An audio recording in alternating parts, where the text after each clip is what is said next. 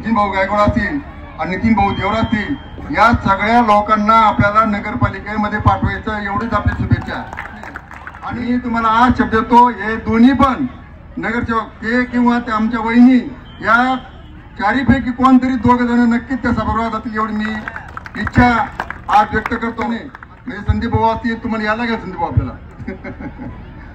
शिर्डीतील राजवाडा प्रतिष्ठानच्या वतीनं दरवर्षी नवरात्रोत्सव मोठ्या उत्साहात आणि महिला भगिनींच्या तुडुंब गर्दी संपन्न होत असतो। शिर्डी शहरात नवरात्रोत्सव काळात लकी ड्रॉच्या माध्यमातून सर्वात जास्त बक्षिसे वाटप राजवाडा प्रतिष्ठानच्या माध्यमातून होत असते।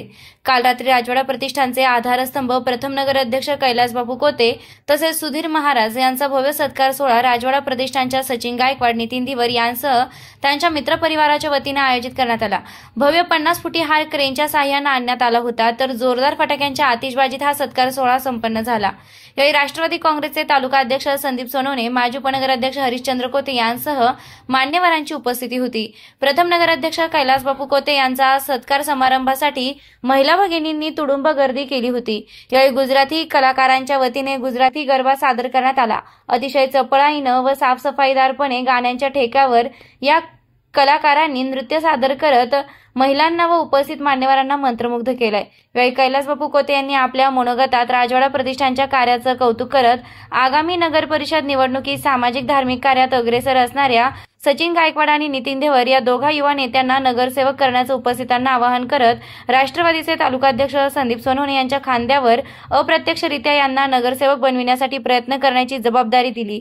तर राजवाडा प्रतिष्ठानचे भव्य सत्कार सोहळ्याबद्दल कैलासबापूंनी मनापासून आभार मानले।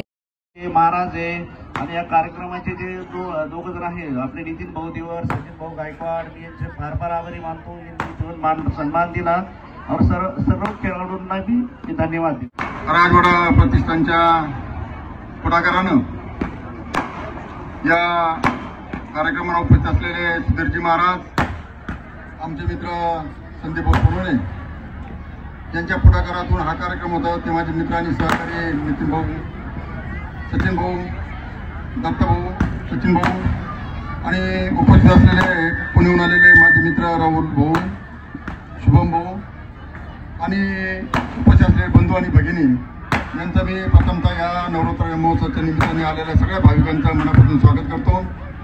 खरं म्हणजे राजवाडा प्रतिष्ठान हे एक सामाजिक बांधिलकी जपणारं असं एक प्रतिष्ठान आहे। नेहमी सर्वसामान्य माणसाला मदत करणारं हे प्रतिष्ठान सातत्याने सामाजिक राजकीय शैक्षणिक क्षेत्रामध्ये कुठल्या प्रकारचं लोकांना मदतीचा हात त्यांचा कायम लोकांच्या पाठीशी राहतो। आणि मी आईच्या चरणी एवढीच प्रार्थना करतो, भविष्य काळामध्ये काही डिसेंबरमध्ये काही निवडणूक लागतील, या भागामध्ये सचिन भाऊ गायकवाड असतील आणि नितीन भाऊ देवरा असतील, या सगळ्या लोकांना आपल्याला नगरपालिकेमध्ये पाठवायचं एवढीच आपली शुभेच्छा। आणि आई जगदंबाच्या आशीर्वादाने, साईबाबांच्या आशीर्वादाने, सुधीर महाराजांच्या आशीर्वादाने मी तुम्हाला आज शब्द देतो, हे दोन्ही पण नगरसेवक ते किंवा ते आमच्या वहिनी, या चारीपैकी कोणतरी दोघ जण नक्कीच त्या सभागृहात जातील एवढी मी इच्छा आज व्यक्त करतो।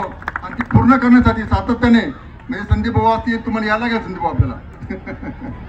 या सगळ्या भागामध्ये हे सगळे कार्यक्रम करतात। या सगळ्या मान्यवरांना विनंती करतो की चांगल्या प्रकारचे दोन्ही युवा नेते या परिसरामध्ये सातत्याने चांगला उपक्रम घेऊन आज 9 दिवसापासून हा उत्सव चालू आहे। या उत्सवाच्या निमित्ताने चांगल्या प्रकारचं बक्षीस वितरण केलेलं आहे। चांगल्या प्रकारे साड्या असतील, झालं का 10 दिवस सातत्याने चालू आहे। या दोघांसाठी राजवाडा प्रतिष्ठान, त्याच्यामध्ये उभे भाऊ असतील, आणखीन त्यांचे सहकार्य, हात वर करून टाळ्या वाजवा, हात वर करून